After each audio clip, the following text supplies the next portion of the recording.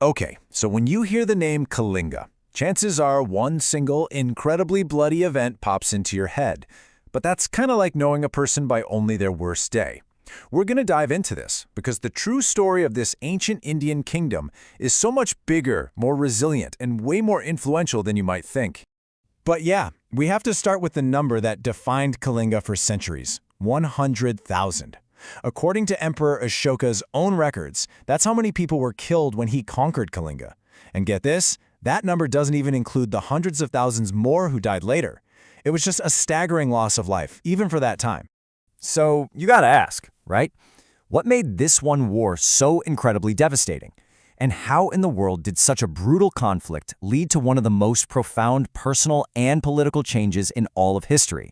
Well, to answer that, we need to look at what Kalinga was before the war. See, Kalinga wasn't some minor kingdom that just got rolled over. No way. It was a major power, a wealthy, formidable kingdom on the eastern coast of India that stood right in the path of the massive Mauryan Empire. So what was the big deal? Why did the Mauryan Emperor Ashoka want Kalinga so badly? Well, it was a strategic jewel.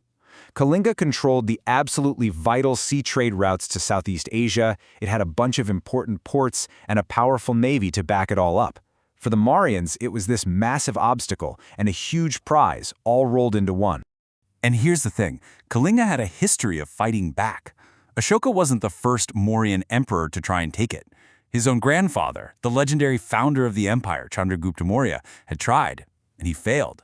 Kalinga knew how to defend its home turf. But in 261 BC, Ashoka, who was determined to succeed where his grandfather couldn't, brought the full, overwhelming force of his empire down on Kalinga.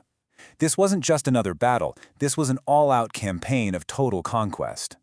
And the cost, which Ashoka himself wrote down in his famous rock edicts, was just horrific. There's that number again, 100,000 killed in the fighting itself, but his edicts also say that several 100,000 more died from disease and famine after the war, and a mind-boggling 150,000 were captured and taken away. The kingdom was completely and utterly devastated. Now, seeing this level of carnage up close had a really profound and, honestly, a pretty much unprecedented effect on the guy who ordered it. That victory, it broke something inside Ashoka, and it led to one of history's most famous changes of heart. Ashoka was apparently so horrified about what he'd done that he just completely renounced his entire policy of military aggression. He went from being a conqueror to a protector and started focusing on the welfare of all living things in his empire. It was a complete 180. Before the war, Mauryan policy was all about military conquest. Simple. After the war, Ashoka brought in this whole new philosophy, Dharma Vijaya, which means victory through righteousness and non-violence. A total reversal. And this new approach, it actually worked. It led to over 4 decades of peace and prosperity for the empire. But, there was a downside. This long period of peace meant the army was neglected, and after Ashoka died, the empire was weaker. It was one of the things that led to its eventual collapse. And right here, this is where most histories of Kalinga just stop. A tragic end, a catalyst for an emperor's change of heart. But that is not the end of the story. Not even close. Because, and this is the really amazing part, Kalinga rose again. Its defeat was just a chapter, not the final word. In fact, you could argue the kingdom's greatest legacy was still to come, and it would stretch far, far beyond the shores of India. So how do we know this? Well, a huge piece of the puzzle is something called the Hathi Gumpha inscription. It's basically an autobiography carved in stone by a later king, Kharavela. He ruled Kalinga after the Mauryan Empire started to fade, and this inscription details all his military wins and public projects. It's proof that Kalinga was back in business as a major power. And this wasn't just some brief comeback story. No. Centuries later, Kalinga's power hit a whole new peak under the Suryavamshi Gajapati dynasty. Their name literally meant Lord of Elephants, which gives you a pretty good hint about their military strength. And that strength was absolutely staggering. A historian from a rival kingdom wrote that his own ruler's 200 elephants were nothing, literally nothing, compared to the Gajapati king's force of 200,000. I mean, that's 1,000 times larger. Just an unbelievable display of power. But Kalinga's real superpower? It was the ocean. Its influence was so huge that the Bay of Bengal was actually known as the Kalinga Sagara, the Sea of Kalinga. The rulers even took the title Mahodadipati, King of the Oceans.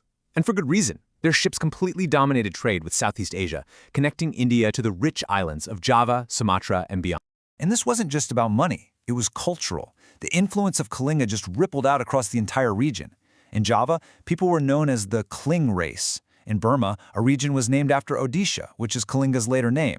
The very first kingdom in the Maldives? Yeah, founded by a prince from Kalinga. And the super powerful Shailadra dynasty in Java? It very likely had its roots in Kalinga too. And what's so cool is that this incredible maritime history isn't just stuff you read about in old books. It's a living tradition.